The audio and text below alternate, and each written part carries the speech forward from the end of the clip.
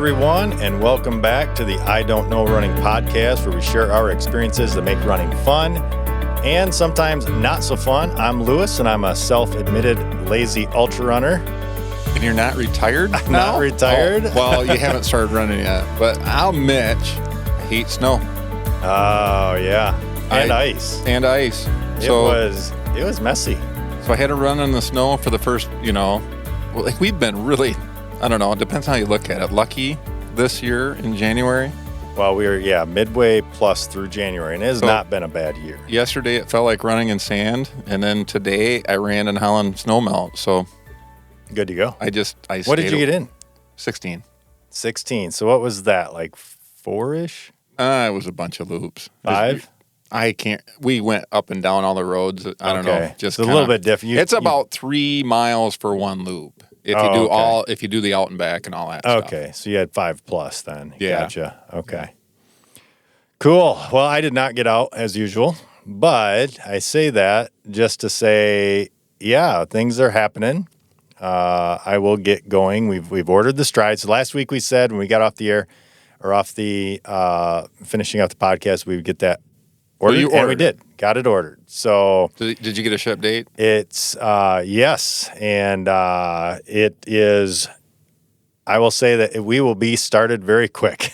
We will get started quicker than I thought. So you know what? You know what you should do is run Groundhog next week. And just no way. Completely untrained.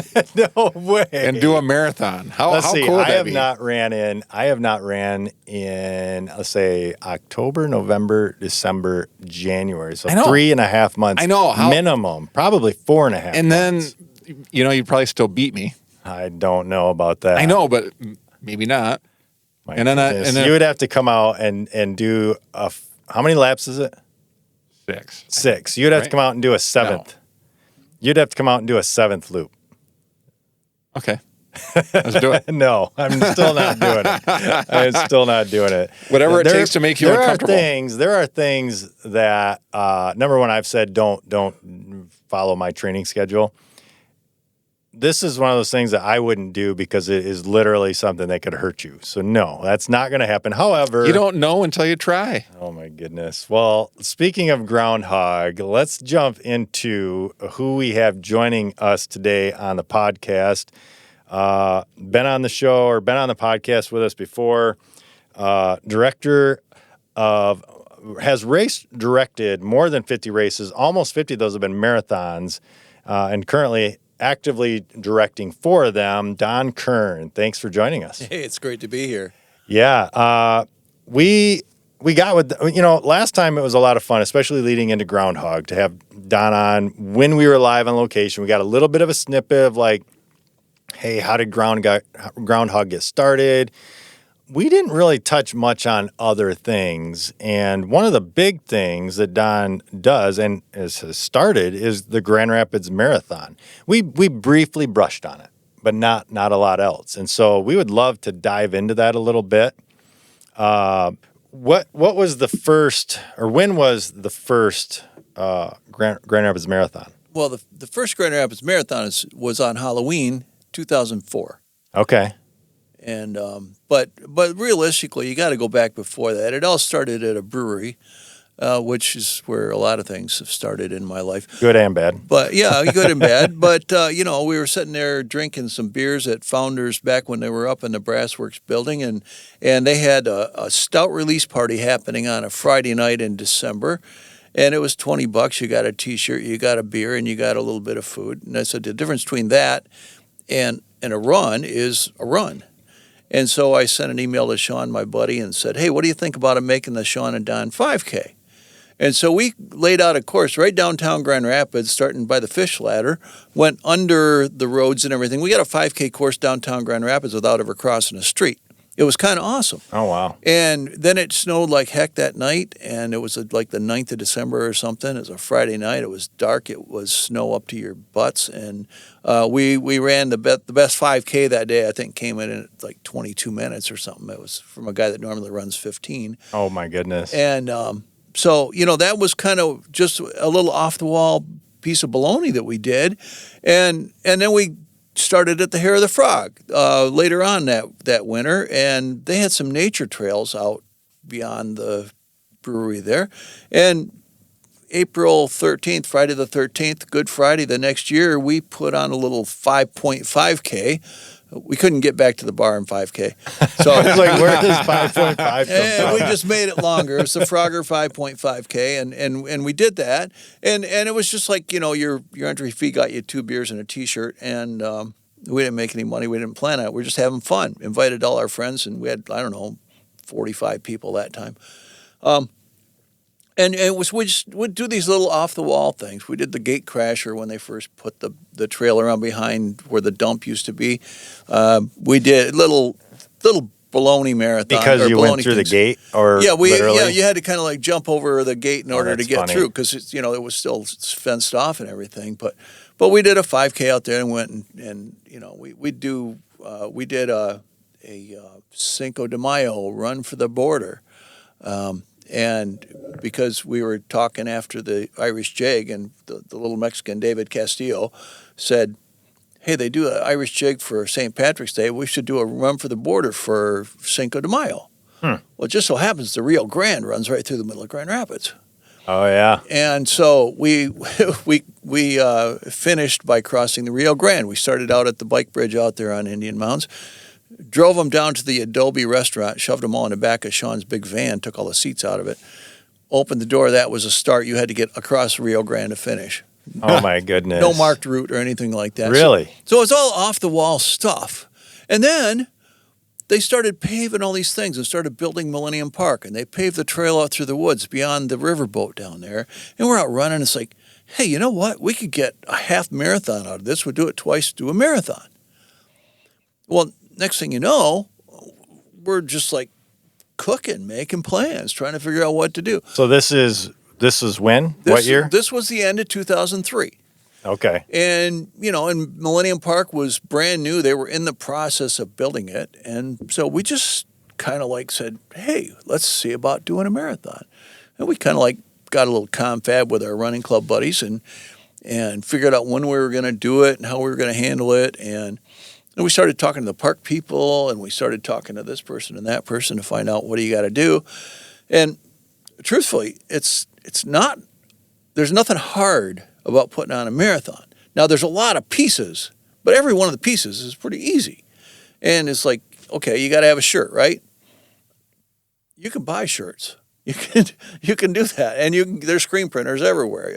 I never used a screen printer before, but you call one of them up and say, "Hey, we need to get shirts printed." It's like, "Oh, okay," and they just all do it like it's everyday stuff. Yeah. And same thing with ordering medals. There's people that make medals. Well, until you start looking around and wanting to order medals, you don't even know about that stuff. I think about the stuff like water. Like how do you make sure that you have, like how much water is each person going to drink out there? So how do you kind of, and you got to make, because I've been to races where they've run out of water. Yeah, I have a spreadsheet. I know how many people are going to go through how many aid stations and how many glasses they're going to use every time. And I go boop, boop, boop, boop. And that's how much you get. And you figure out how much a thing of Gatorade makes, and you put that in there. I'm a computer programmer, okay? I mean, I spent 30-some years programming computers. So, this is right up my alley, figure out how to put a whole system together. And there's not a lot of difference between putting on a marathon and programming a computer. It's just a lot more physical labor instead of sitting on your butt. Yeah.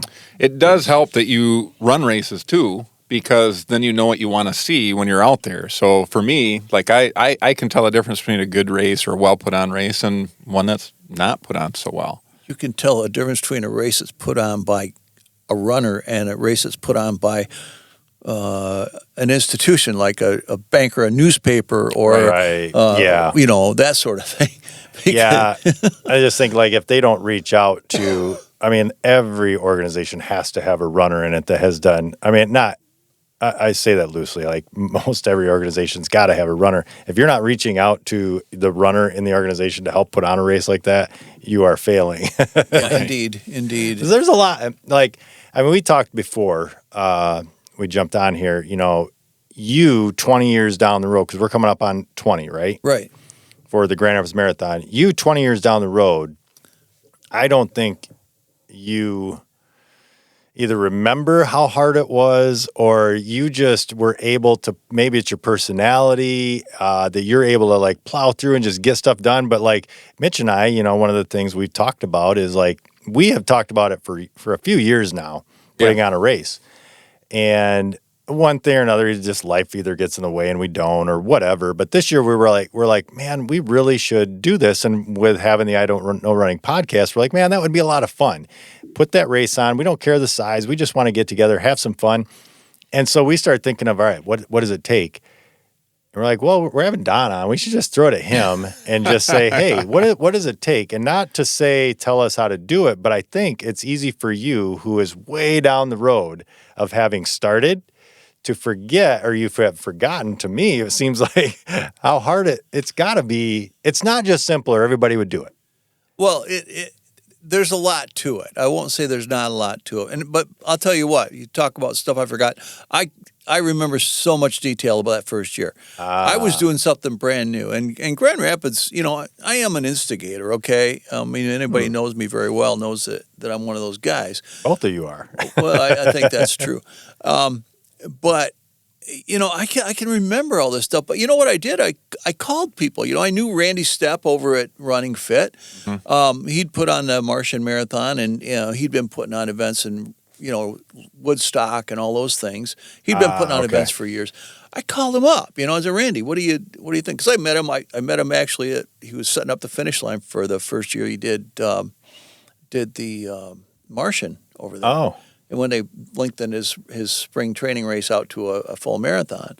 And, he was one of those guys that just was very forthcoming with, what are you doing? So I could call him up and ask him questions. And I called up Kristen Adif, who had been directing the Riverbank Run for a number of years. Because, I didn't really know her, but I knew her after that. And she's she's a wonderful person to talk to.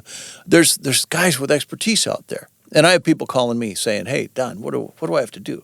The Fox Valley guys, when they wanted to start a marathon 12 years ago now, said, hey, we think you might be the ultimate resource. Can we talk to you? And so an hour later, we get off the phone, and another hour the next week. And, we're like best friends at this point. So, but yeah, I can remember all that stuff like yesterday. And I was working at the Urban Mill, and, how do you get volunteers? Well, you throw it out to your friends. And then the next thing you know, I'm talking to somebody on the phone, and Rudy Malmquist is sitting at the bar next to me with his computer working on his stuff.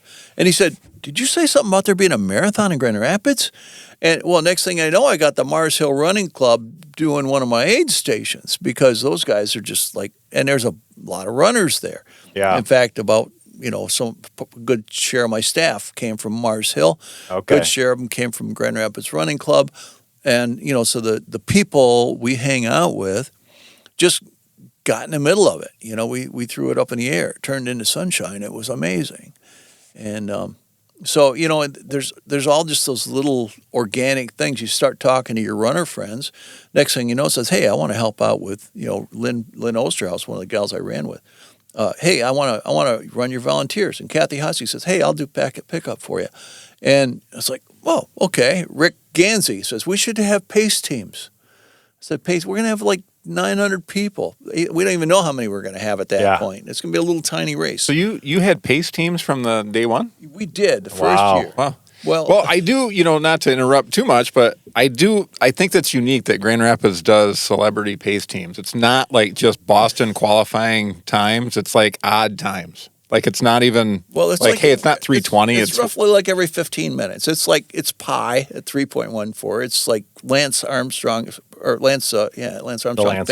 at 2:59.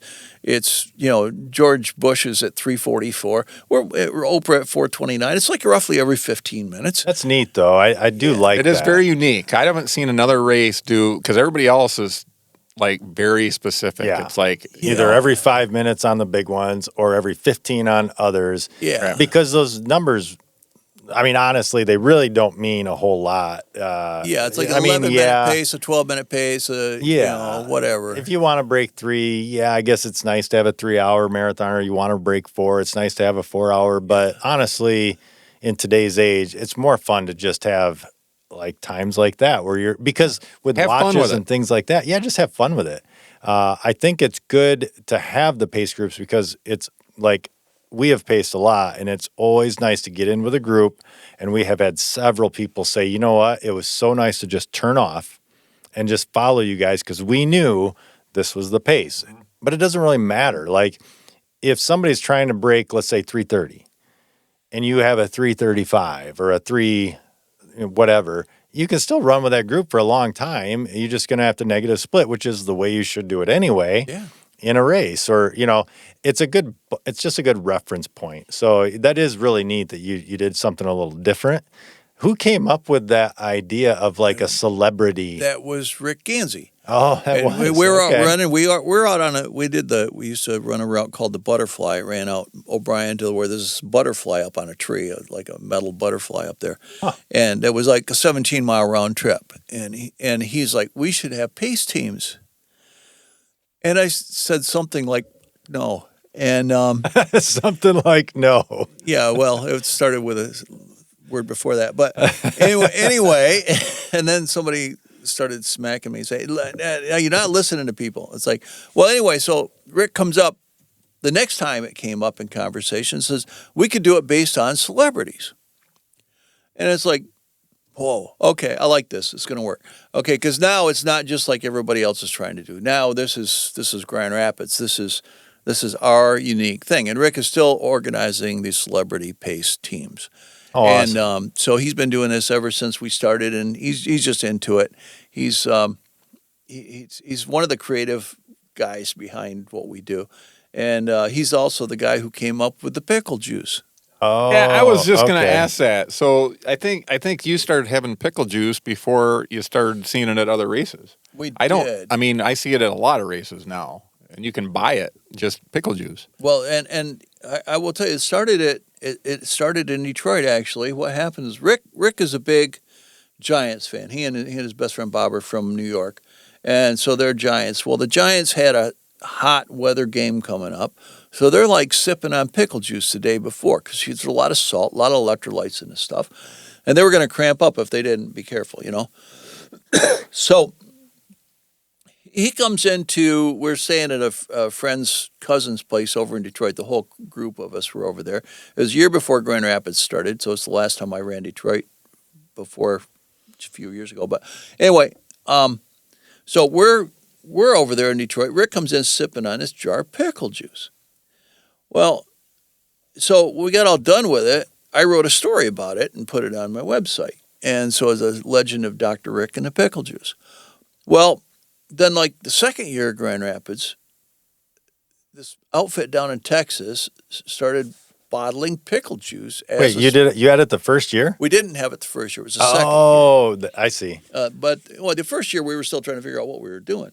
But the second year, Rick puts on this or finds this outfit down in Texas that's doing this stuff, and they gave us a skid full of this stuff. And, wow. Now, we had to pay for shipping. I don't know how much that cost, but we use that same skid full of stuff every year for like 3 years. There's a lot of pickle juice on a skid, I got to tell you. So we had that stored in Rick's garage for 3 years, but we used it for 3 years, and then he hooks us up with Heinz over in Holland because it's just down the road from his house.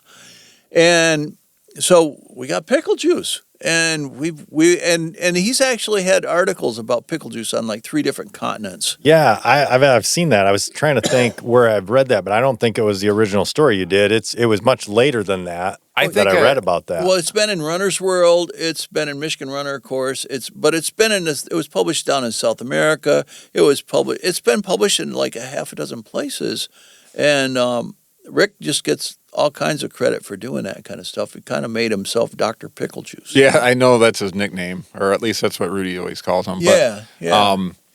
No, I usually try to do a shot of pickle juice when I do the race, but it can be a little shocking sometimes. You've never tried it. Like it's actually, I mean, dill pickle juice. I love it, and there's a lot of salt in pickles, and. So you take a shot of that, and it legitimately, if you're having leg cramps, it will help, and it'll help pretty darn fast. Yeah. And it's amazing. People don't think about it so much. It's like, it never would occur to me to drink pickle juice. But I see, like ultras have actual pickles out a lot of times. Pickles or a plate of salt with potatoes next to it because it is incredibly fast how fast that works for your system. I mean, when I was going way back in the Marine Corps, when I was in the Marine Corps and we would go on these long hikes, one of the things they would give you, and this is in California, and during the middle of the day, it can get hot and you're just exposed and you're just sweating out all of everything you need. And one of the things they would have us all carry is just those, like your little salt package you get at McDonald's or whatever. Similar to that, is a little bit different, but everybody was issued those to carry in with your canteen. And if you got any kind of cramps, you were supposed to bust that out and just suck it, or just take the whole packet. And man, it would cure cramps in no time. And I've had it recently with running. Not that recent if you haven't run that long. No, it's been a few months, but it was last summer. It was last summer that I remember I could not move. I could not get up. And I told Nicole, it took me a minute to remember this, but I was like, hey, go to the cupboard, just get me the salt. Just give me the salt. And I just poured a bunch in my hand. It makes me think, I wonder if she does that when she has those hard days laying out in the sun. It's much the same, I'm sure. Like, because she's had to come in and get salt. It's the same as running. That's a kind of an inside joke. But so I did want to ask, again, going back to, I think it's easy to forget all the stuff you went through to do it. What are either one of or a few of the big challenges in that first year that you think back and you're like, this stands out, like whatever, being able to get the police to secure roads or, make safe roads or whatever, that might not be it, but like, what are just some things that stand out? You're like, I had to overcome this and figure this out. Yeah, we were kind of lucky. I mean, fortunately, that first year, we really were working Granville and Walker. And we didn't have the downtown Grand Rapids stuff. So and those are small police forces, pretty easy to get a hold of somebody that'll talk to you. Come to find out, the police chief at the time out in Walker was a former almost Olympic level swimmer. So she was an athlete, so she gets us, Yeah. And the guys in Granville, they're just like, yeah, okay, fine, no problem. I mean, we're looking at Indian Mounds Road is what we're looking at, so it wasn't a thing. And gotcha. So, but the thing is, just you got to find out who all you got to contact. And really, I had the park guy, who was Todd, and he was just a wonderful guy. But he treated that park like he owned it. And once you let him know that you understood that, he was just a wonderful guy, Okay. But you weren't going to screw around with the park, And that first year, I mean, one of the big obstacles we had was parking, because Millennium Park was just being built. We only had the stuff on the west side of Maynard. There was not enough parking for 900 people to come. So we actually got a hold of the shuttle bus, the bus people, and rented shuttle buses. And we could park people at Johnson Park and by the park headquarters down near the Coke plant there. Mm-hmm. And so we had to get people in. And that first, and talk about stuff to overcome. That first morning, we had, there was not trees at Millennium Park. All the trees were like 3 inches around and had just been planted, and they didn't have anything to block any wind at all. Oh. And I mean, because they were just doing it. Our porta-johns all blew over. Oh my goodness! And we basically rounded up, and the kids, the kids that worked at the park, they were like rolling them to get them to somewhere, and it's like, you idiots. Fortunately, nobody had used them yet, so it was my goodness. It was blue stuff all over the inside instead of brown stuff. Oh. But they. We got enough hose and hooked it and washed them out as good as we could. And then we put them back to back so that they wouldn't blow over again. But our porta-johns blew over. The medical tent we had, we bought one of those little tents that you put up, and it blew into the lake. And Mike Lapp was out there setting up stuff, and his people were all night long, and they finally we got it all up and running. We strung tarps between the pillars out there on the pavilions because there was no enclosed place to do pick up that morning. So we're out at 3 o'clock in the morning, stringing tarps, tying them up, so we had a place to work out of the wind a little bit. And I had no idea that we were going to be able to start the race at 7 o'clock for the early start. And then all of a sudden, people started showing up. And it's like, oh, okay, I got people in charge of this and that. I had a few, good staff people. Dr. Ed from Metro, University of Michigan Health West now, was there. And, I don't know where he came up with duct tape or whatever he did to get the medical tent put back together. But we had medical people. I borrowed Steve Webster's finish line that Striders had. It was made out of 2x4s and stuff. Oh, wow. And I had my little banner hanging up from that. And we couldn't get everybody to the park on time. Oh. And so the 7 o'clock start for the velocity challenged people, we do that. So that's another early. thing you had from the very beginning. Yeah. I came up with the velocity challenge thing, and we use that ever since. But we started them on time, but it gets closer to 8 o'clock, and the buses are still bringing people in from the outlots. And it's like, okay. And I just made an announcement. I said, hey, listen, we're going to delay the race for 20 minutes. And everybody's like, whatever. And keep in mind for those listening, this was you did briefly touch on it, but there were 900 people for that first race. Yeah, we had 930 people sign up, and I was like, holy mackerel, that was big. We thought 400 or 500 maybe if we're lucky, and we had over 900 people. The park we had negotiated. They wanted to stop at 600. I negotiated up to 750, and then I just kept taking registrations because what do they know? So anyway, it's on the radio now. But anyway, everybody just like waited around another 20 minutes, and the buses came up. People, went to the Porta Johns, got on the line, and we started the race 20 minutes late. And everybody just took it. It was fine. It was amazing. Did you have chip timing that first year? We did. Yes. Oh. We had chip timing. Chip timing is the thing you don't do without because, yeah. When people are trying to qualify for Boston, and we've always been a Boston qualifier. Okay. It's always been on certified courses. Talk about things to overcome. I'll get that in a minute. But we started it late. Everybody got done with the race, and it was crappy weather that day. We had snow, sleet, rain, a little bit of everything that day. It was cold.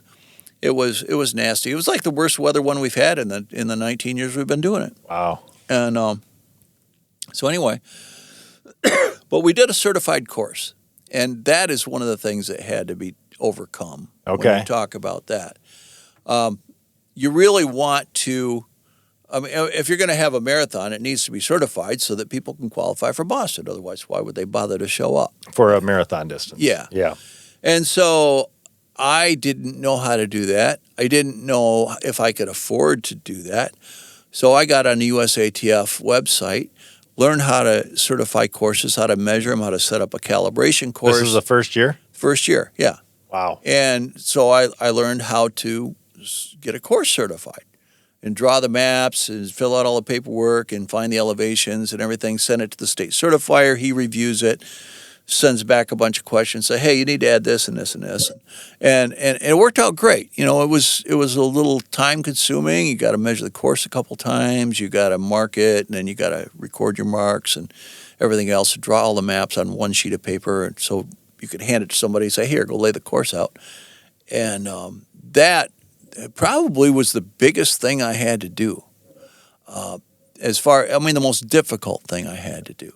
So you did that all in the first year? Yeah. Oh my goodness. And it was an important piece of the puzzle. Well, yeah, I can imagine. Yeah. And but the funny thing is now I've measured lots and lots and lots of courses for other people, because about that time Ralph Dewey, who had learned how to measure courses for a race, he put on a bunch of years before that, was getting kind of old and close to retiring, and I think he fell off his bike one time. And then he found out that I was doing it, and somebody called him to measure a course. He said, well, I think Don does that stuff. And so he kind of retired, and I took over the local gotcha. measuring courses for certification. I'm trying to back out of that a little bit now because I just do my own and a couple of local ones, but I don't travel a long ways to do them. So Gotcha. But I did learn how to be a course certifier. That I think is. I think it's very again going back to I just think that it's in your DNA, maybe your personality to just go, you know what, I'm just going to figure it out and do it. I'm just going to, you got to, right? Like, all right, we need the course certified. Well, I don't know if I can afford to pay. Well, what's it take to do it? So I'm going to look it up and, all right, well, I think I can do this and just like tackle it. Well, I think that's the biggest fear too, is to actually lose money in your first year. Well, you know, because you got to, you know, that I think that would be our. Yeah, that would be an obstacle for us. That would be a hurdle, like overcoming that fear. I was concerned about it, but I figured, you know what? First of all, I wouldn't lose too much, and I could afford it. You know, if I lost $3,000-$4,000, I could have done, or you know, it wouldn't have been a deal killer. Yep. And then we had only one price increase on the 15th of August, and. You know, and we're still, you know, stuff had been piddling in. I mean, from like 10 minutes after I put the race up online, somebody registered for it. And it's like, okay, and we're getting registrations piddling in and so on. And then the 15th of August came up, and I go and I pick up mail at the P.O. box, and there was a gigantic stack of letters in there, full of registration forms. A lot of them came in manually that year. Oh. And, we had online registration, but a lot of people still were aggravated about paying extra for online. Now that $3 extra bucks. Yeah. Or whatever. And so anyway, I got the mail on the 15th of August or 16th or whatever, and it's like, holy crap, I can afford to put this race on. And it's like, yeah. It was awesome. And that was, and how many entries were you at this point? Roughly. Like well, roughly, we were probably half of them or better than half of them. Okay. But then it just kept growing, and people kept saying, "Hey, I see the race is full. Can I still get in?" I said, "Yeah, it'll cost you a beer." So you had plenty of beers at the end. Well, I kind of did, and you know, I just did that as a thing. I thought, we'll get together sometime. You'll buy me a beer. And then this one guy, Gary Van Dyken, doctor over by Ada, he sent me a thing and said, "Here, 10 reasons why my wife should be able to run the marathon." And so he did all these, and it was funny. And I said, "Yeah, sure, it'll cost you a beer." And so he shows up at the Urban Mill where I'm sitting there working, and kind of my in-town office because I lived down in Martin at the time. He walks in with a check for his wife's entry fee, her entry form, and a beer, and sets it down in front of me, you know, just a can of beer. Yeah. And I said, cool. And so then I put on the race day instructions, bring a decent beer from your local brewery as a gift for the race director. Yep, I remember reading that. I got like 86 beers. I was like, whoa, this is, you know, I got something going on here, guys. That's hilarious. Yeah, TJ comes out, TJ the DJ. He's was my sound guy, has been ever since. And somebody had left a big can of Foster's at his table. He said, "Hey, somebody just left this for you." I thought, "Oh, that's really nice." Well, time I get all done, I got like tons of beer at this thing. So I was like, wow, this is wonderful. That's a great post-race staff or volunteer party. Yeah, we had, you know, our staff would come over. I brought the beers. We'd have a beer tasting. It was wonderful. Yeah, that's one of the things I want to go back to, though, is a lot of times you come back to is the volunteers and all the stuff that they had to do, you know, like putting tents back up and dealing with the wind, putting the portage. I mean, just that challenge and just the people that stepped up to do that. Because obviously, if you're trying to do this thing on your own and you didn't have volunteers, you would be hosed. Oh, yeah.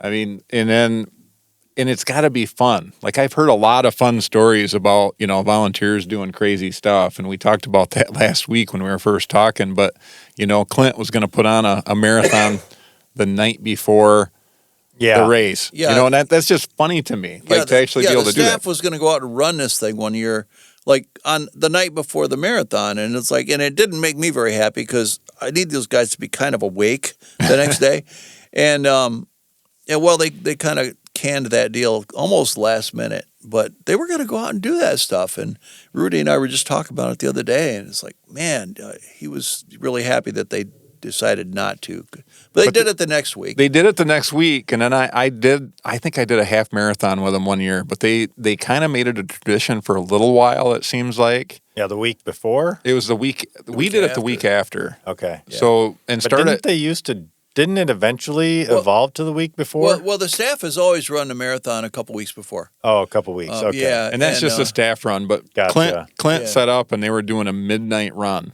So start at midnight and then go to Denny's or wherever to have breakfast in the morning, like when you got done running. Mm-hmm.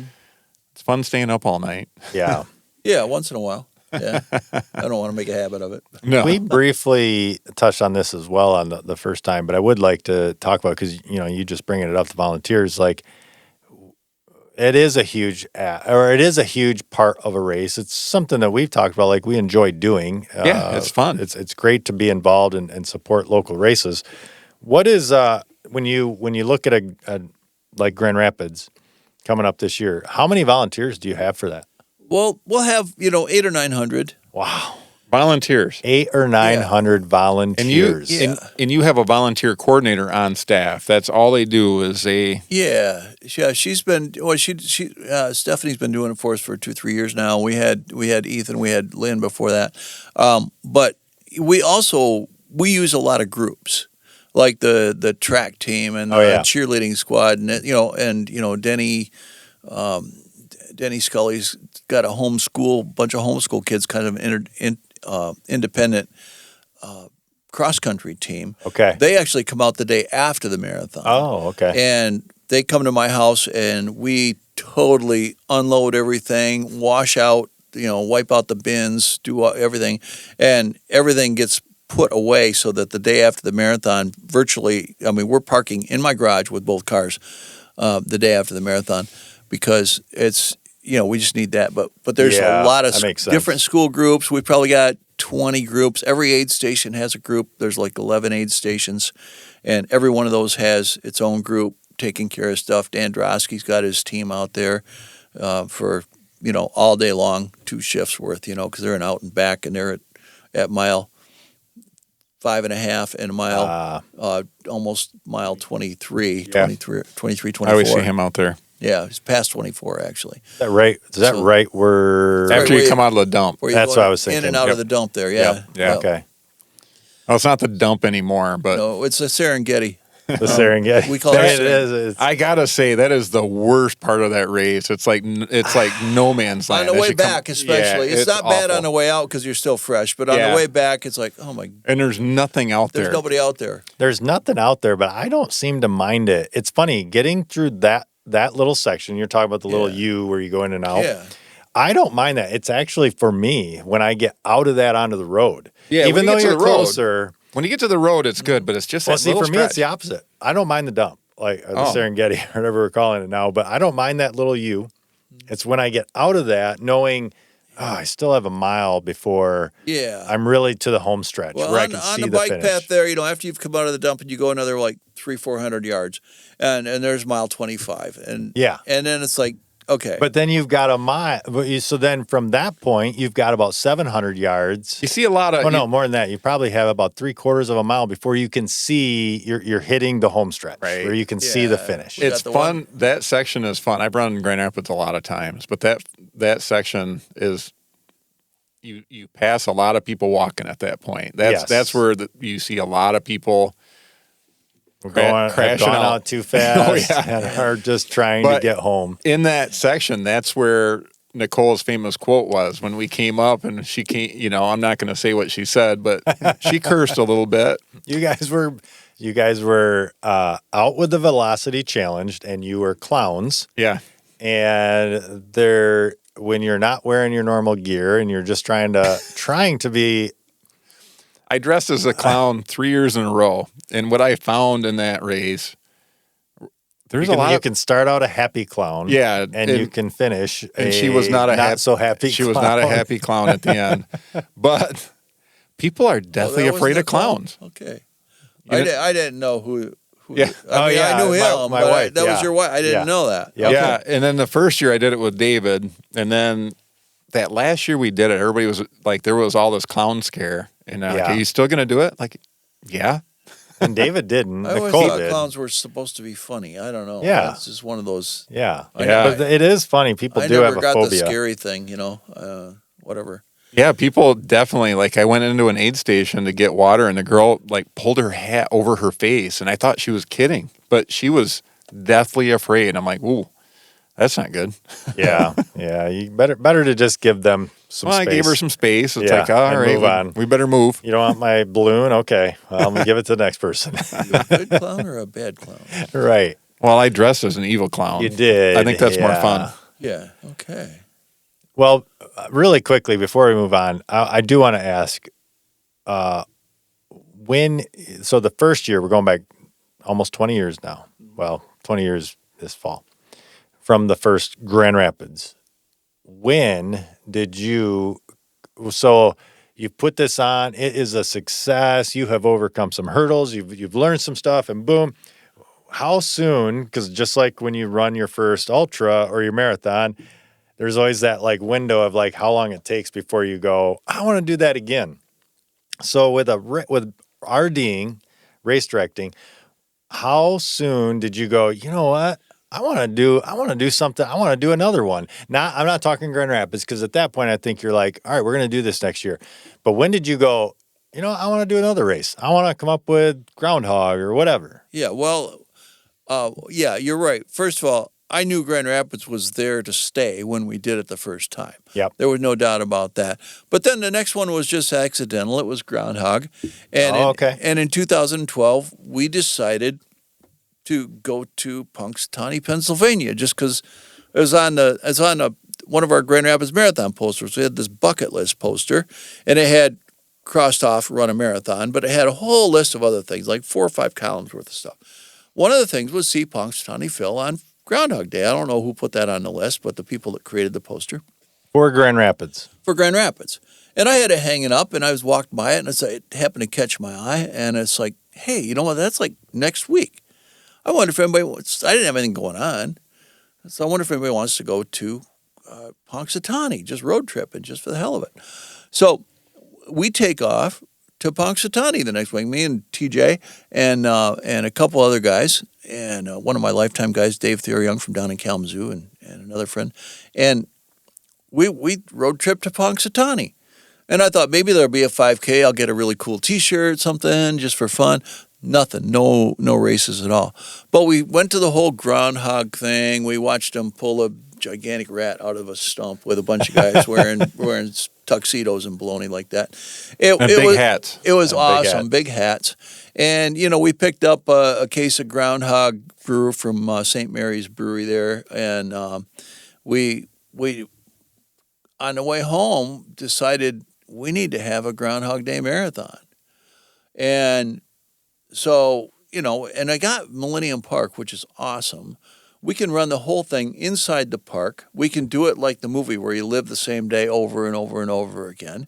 So, and I think I can do one that's like a sixth of a marathon. So we'll do it 6 times. We'll do it 3 times for a half. And so by the time we got home in 2012, we had designed and decided there was going to be a Groundhog Day marathon the next year. And that was a lot easier because I only had to deal with the park guys. I didn't have to, no cops, no road crossings, no nothing, We set up a big tent. Heaters was a thing. Oh, yeah. But the tent guys have heaters as well. And they have generators and all that kind of stuff. And so, I'm out 5 o'clock in the morning cranking a generator, which was cold. And so this is 12 years. This will be the it was No. This is 12 years after Grand Rapids started. No, 2004 was the first Grand Rapids. Oh, so 9. 2013 was the first Groundhog. So 8 years before prepping, 9 years for the race, roughly. Yeah. And I ran the first one. You did. And everyone after. Since then. Yeah. We got what, half a dozen guys that have run. I think so. There's every like year. 12 people. And so we got guys that are coming back every year. and it's kind of I mean, they're crazy because you have to be running a marathon in couple of Michigan. those years have been rough. My gosh. Epic. Yeah, the first year was beautiful. It was on Tuesday. There was absolutely nothing, no snow, no nothing, and then it started snowing. And by Friday, we had a foot or better of fresh snow, but it was nice. It was fresh. It wasn't. There was nothing underneath it that Right. you twist It your was- ankles on and stuff. You're right. It was still challenging because I was out there, and but it wasn't all jacked up. Like Right. where everybody's gone on it. But Yep. man, that was a lot of work. I know, and I was pretty early in my running. Yeah. I don't know how many marathons I'd done before that, but I was like, oh my gosh, that was. It was still challenging. epic, really. It was amazing. We had a lot of snow, but everybody took it in stride, had a good time, put up with it, and we got a marathon on Groundhog Day. And not only that, it was easy to clean up because I was used to cleaning up after Grand Rapids, and this is so much smaller and easier. We had 500 people. And then the beauty of that too is there's only 2 aid stations, so it's a lot easier to support too. And then that first one, there's always guys like they'll have a fire out there, or they'll have fireball out there. I mean, I love the party atmosphere like that. Yeah, I have actually now still 2. I have 2 groups doing the aid station. One of them is the guys that I have swam across the Mackinac Bridge. Swim with. And the Is that other the first one? Well, that's Next the to second the- one. No, the one next to the park or closer to the start is a bunch of guys I hang out with at the Y. Oh, okay. Okay, yeah. So I got the wise guys and I got the swimmers, and they're both party aid stations, really. I mean, the guys with the Y. I mean, they've got one of those stumps that you try to drive a nail in with one hit and all that kind of. Oh. It's like, and runners will stop and do it, and they've got shots of fireball and all. It's like, I don't know anything about that stuff. I don't ever go on. Right. Right. There's a rumor, right? Like they may or may not, but yeah, I don't. That's not something I partake in the first loop.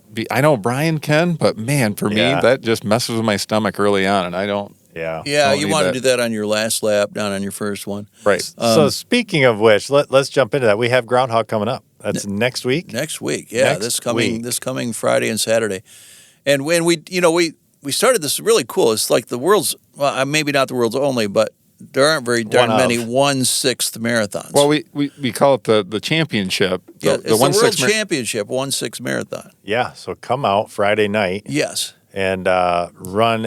I mean, literally anybody can run that. Come on. It's 4.4 miles. It's 1/6 of a marathon. Man, I think that seems so much shorter than that.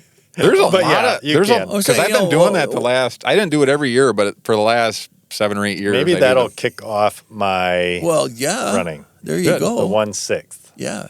Should. Come out and just have fun. Although, out and you know have fun. what? Let's talk about the footing right now. My driveway sucks. How's the course? Well, we went out on it Wednesday, and there was just that little bit of snow, but there was ice under it because, everything was still in the process of freezing.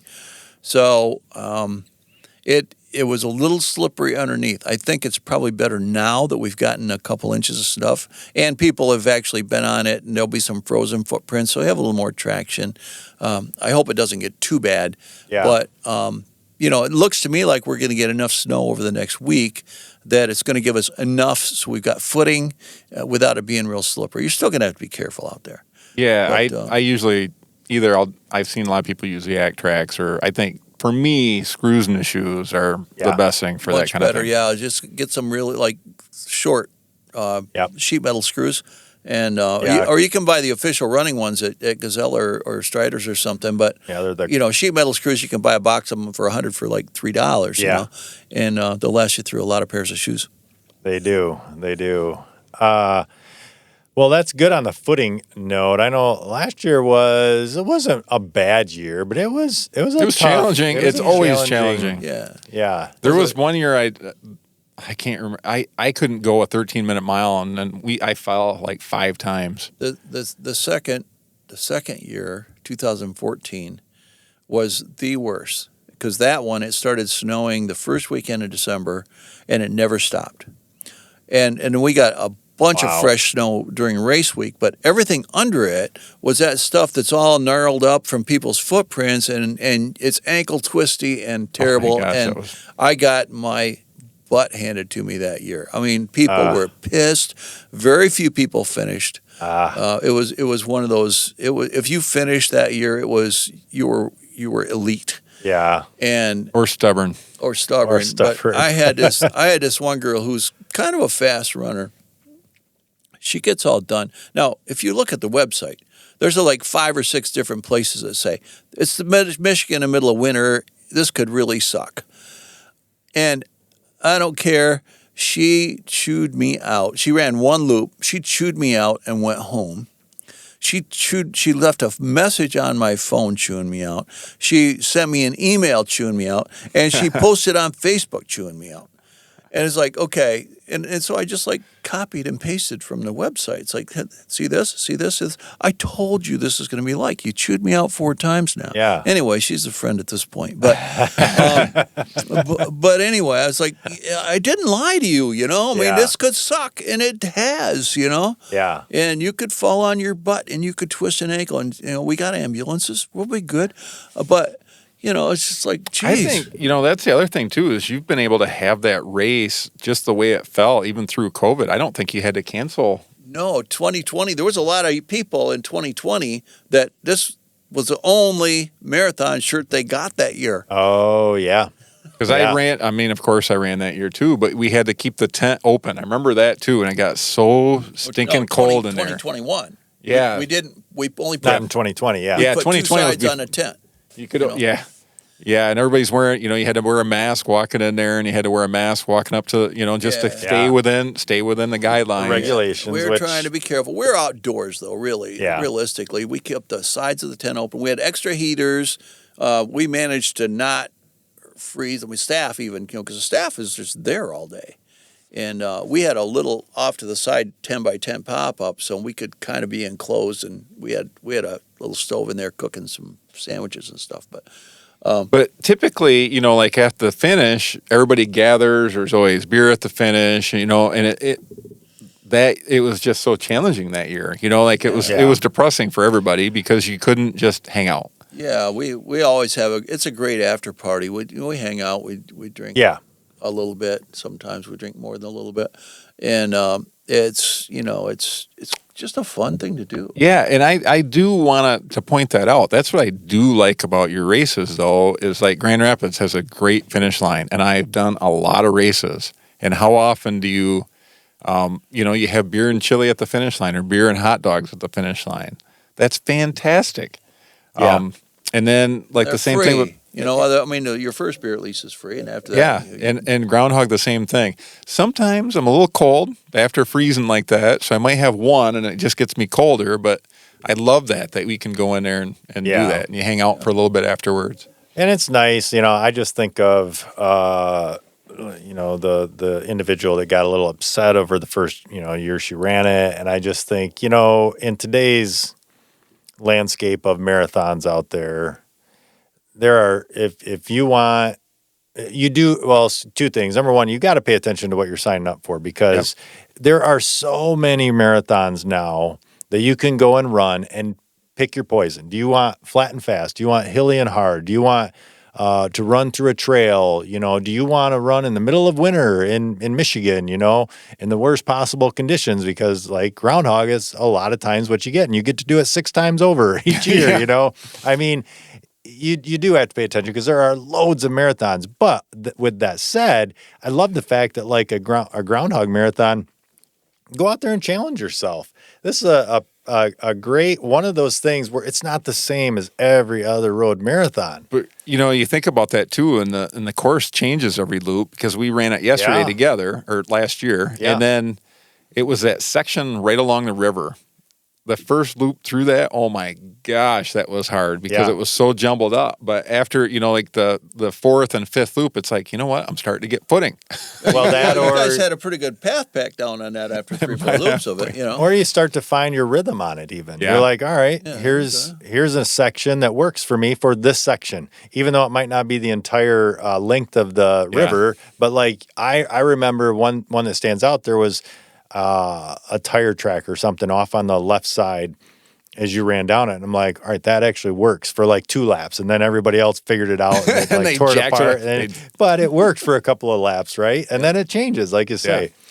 Even like after the out aid station, one that's further out, I remember a section by Butterworth. Yeah. Yeah, and I remember a section there even where it changed and developed throughout. I think it was coming into that actually is what it was, because there's a hill, a little bit of a hill coming into it, maybe. Yeah. Yep. Kind of rolls And on that side of the course over there. Yeah, and I remember even that, like up throughout the 6 laps, it changed and developed, and you had to kind of pick your poison there. Even like, all right, do I want to be off the trail because I have better footing, or on the trail with more slippery, but then it's all rutted, and so anyway. I've run years where it's icy, and you got to come down after the aid station. You got to come down that hill, and that a little icy, so you got to be careful through there, and it is what it is. Yeah. So, Groundhog coming up, again, just want to hit that and just say, hey, if you're listening to this and you want to go Friday and run the 1/6 marathon. Or do both. You can run it the half hog or the whole hog. Yeah. Half hog or whole hog on Saturday morning. Or join us Friday. Looks like I might be going and doing Friday, the 1/6 World Championship. What is it? The 1/6 marathon World Championship. I always put that on my Strava too. Yes. I want to make it sound like I'm a really big deal. Yeah, because I am. You are a big deal. Yeah. And so that will actually. So that'll be the. I'll say now. I think so. I think I'm free. I don't think I have anything. As long as pending any schedule conflicts in life, but I don't think I do. So I'll plan to come out. I'll do that, and that will be is our first stride data. Okay. So that'll be our first stride data. So we'll cover that Saturday maybe on the podcast. Yeah, after I get done running. Yeah. Or we can talk about it during the race when we're running together on the 1/6. And on the marathon when you do it completely untrained. No, I am not doing a half or a full, completely untrained. But anyway, so that'll be the plan, and come out. It's a really cool race. Like we have said here, even the atmosphere pre-race, the atmosphere post-race, both of those are a lot of fun, and man, just super welcoming people in the aid stations and in the packet pickup area. That is one really nice thing. I know I felt super welcome there last year. It was the first time I had done it last year, and coming in and just setting up, like Ben, so just like welcoming and like, hey, what can I do for you? And I don't know their names that were helping us with like the bib pickup and things like that. But man, just super warm and welcoming. And so that is nice to see, because I have ran into races. I will say this. I have ran into races, and this is a race that I love. I will not say the race, because it's one thing we do not want to do on this podcast is dog any particular race. But we will share our experiences and say, hey, these are some things that we have experienced that we just don't really care for. I signed up for a race, and this was going back a few years, and they sent out this like all races do, this waiver, right? Sign this waiver, blah blah blah, and like, okay, no big deal. But they sent it out the day before a 100-miler, and it's like we have to travel. Like we're not even at a computer to be able to print this thing. And they said, bring it with you or you won't be able to race. We're like, well, wait a minute. That doesn't make sense. We're traveling. We're literally on the road heading your way. So we sent out, we're literally on the road traveling. And we said, hey, what is this we need or something like that? We'd sent an email. And they did not make us feel welcome. I'll say that. They did not make us feel welcome. And it's like, are you kidding me? Like how can you like that? How it just did not feel good going into it. And all that said, the race I love. I love the race. The everything about the race other than that. And I will say, like, for your races, I have never ran into that. And that is much appreciated from racers. Well, we have, first of all, people on the staff they're almost all marathon runners, and some of them makes a difference. Multiple marathon runners, and and of course I've run 328 marathons. I've got a fairly good resume. Kind of know what it. I do, but the whole thing that, and if you get my newsletter every week, I'm a pretty positive guy.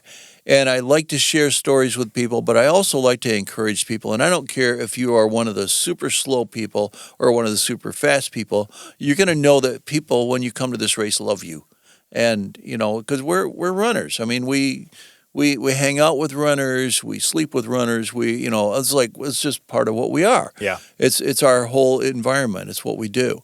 And so, it's a supportive environment. And we've done to enough of them that we know what we want to see. Yeah. So you're going to have good food. You're going to have beer. You're going to have, enough stuff at the aid stations to keep you feeling nourished. And some people with good attitudes at the aid stations too, that are just that makes a difference too. Yes. They love the fact that they're out helping. And we support our aid station groups. We chip in some money to their organizations and stuff. And so they're out there happy to be helping, and we're happy to have them. But the whole staff, like I said, is full of marathon runners, and we're all loving what we're doing. That's great.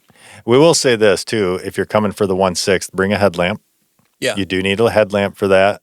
There will not be an aid station out there, right? Right. Yeah. No aid stations. It's only 4 miles. You can deal with it. But if you come out for the half, you will have a great experience at the aid stations. Again, oh yeah, I don't want to just keep beating it down, but the people out there really are great, supportive, upbeat, motivating, encouraging. So no fret there. But yeah, so the Groundhog Marathon this coming week, come out and join us.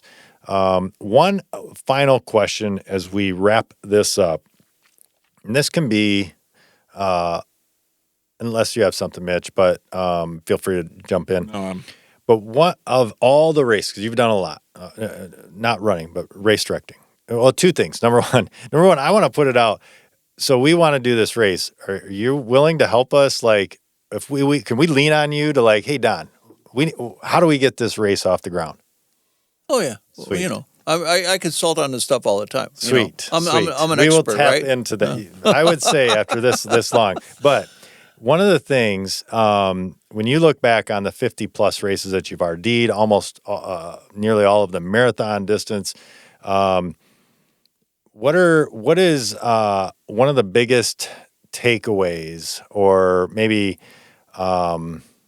something that stands out to you for either biggest hurdles or just maybe it's not even a hurdle. Maybe it's something where you're like, you know what? I am so encouraged by this, or just what is a big thing, a big takeaway from all these races that you've done? Oh, it's the love.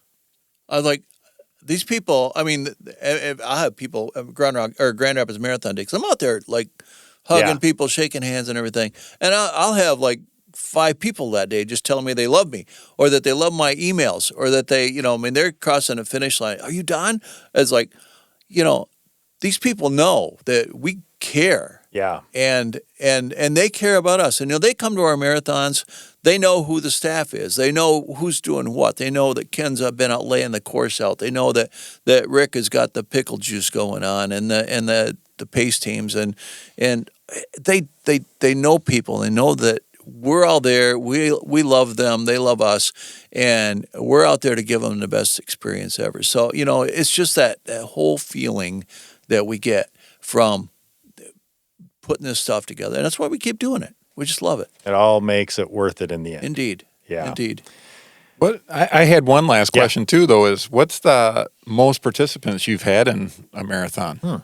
Grand Rapids, we were just over 4,000 one time. And then it kind of backed off. I think we're leveled off around 3,600. Okay. And then COVID hit, and we're hoping to be back up to 3,600 this year, get back to our normal size, and maybe even try to grow it a little bit beyond that. If we got to 5,000, I would think that'd be as big as we'd want to be. But the other thing is there's so many marathons in the country that weekend. And within 2 weeks of there, it's really hard to get too much bigger than what we are. That made me think of another question, because this is something that when I've ran the race, and even talk to people after. One of the questions that I have asked in groups and or I have heard the question about Grand Rapids is, can we get more of Grand Rapids? Can we get more downtown? Yeah. Oh. Have you ever thought of, I mean, I'm sure you have. I've had lots of people talk to me about that. But I will tell you, we go around and we leave notes in everybody's door. It's like the marathon's coming through here. The more of downtown you go through, the more people you got to inconvenience. Yeah. And I don't want to do that. Yeah. You know, it's like, well, it'd be nice if we could show off the whole town. Well, good. You organize your own damn race. You know, I love being able to get through downtown early in the morning. We're out of town, and we're not bothering a darn person for like almost all day. Yeah. You know, if you look at the Riverbank run, they're down at Calder Plaza. They're tearing up the whole downtown for a lot of the day. And, you know, and I love those guys, and I wouldn't change anything about the Riverbank. Yep. But my idea is, like, I want to live on the earth as least disruptive as I can be. Yeah. And so yeah, I won't try to put this through the whole freaking downtown area. You know, Riverbank Run has had to change a few times because the people get tired of them coming down their street. Yep.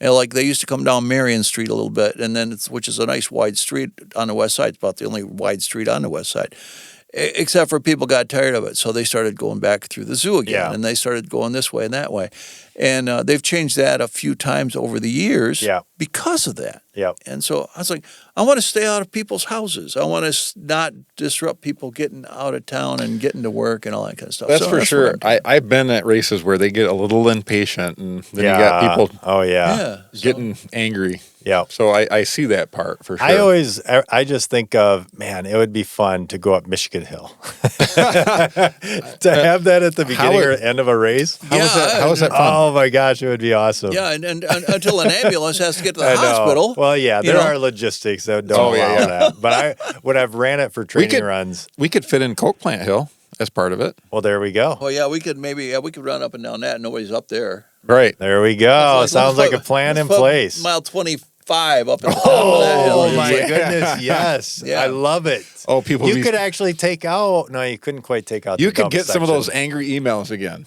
Like, why would you put that hill in there? It's just an element. I love it. Talk about getting my butt kicked on that one. So. Well, this has been fun, and this is we've actually talked about. We'll probably have Don on a few more times and go over from some other things and some other races and talk about races. You have a wealth of knowledge in RDing and running, and I would love to get into some of the running. We haven't even talked about some of your running stories, the continents and the 7 continents and things like that. That we will definitely have you on and talk about those, because let's get away from the RD side of things and just talk about your experiences in running.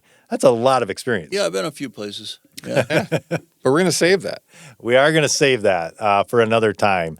But yeah, this has been a lot of fun. Any final thoughts, Mitch? Comments? Don, any final thoughts or comments about Groundhog coming up? Well, Groundhog, of course, is a blast. I will be on Wednesday night on a Facebook Live session for a pre-marathon. We do a fireside chat, show off the medals, answer any questions, to kind of give everybody a race director briefing online to where everybody can just sit and listen to it at their leisure. And awesome. TJ and I'll sit in front of the fireplace and have a beer and show off the stuff, and we're ready to rock and roll. So. But you know that stuff, and but the other thing is, like, if you're going to sign up for Groundhog, please do that. If you're not going to sign up for Groundhog, sign up for something. I don't care. You know, sign up for something that's a little outside your comfort zone. Put it far enough out so you can train for it, and then just go out and do something. Because life is short. You're not going to get any younger. Get your butt out there, have some fun, and do things. Yeah, that's great. Or talk Lewis into running Groundhog untrained. Well, there you go. Yeah, I don't think that's going to happen in a week, but who knows? Maybe. But yeah, that's going to wrap up this week's episode. Be sure to check us out on Facebook, on any of the podcasting listening platforms, Spotify and all of those, and now on YouTube. So check us out on YouTube, and if you go in there and check us out, just click the like and subscribe. Doesn't take you anything to do that, and it just helps us out, like going forward and getting this in front of more people. I don't understand all the algorithms that they have in it, but it does help. So if you could do that, go to YouTube, click the subscribe, and just if you don't want to watch it there, don't watch it there. But if you want to listen there, listen there. It is now an option. And again, it's not going to take away from anything that you already listened to. All of that remains the same. But yeah, that's going to wrap up this week's episode of the I Don't Know Running podcast. Be sure to tune in next time as we share more about what we just don't know. Until then, happy running.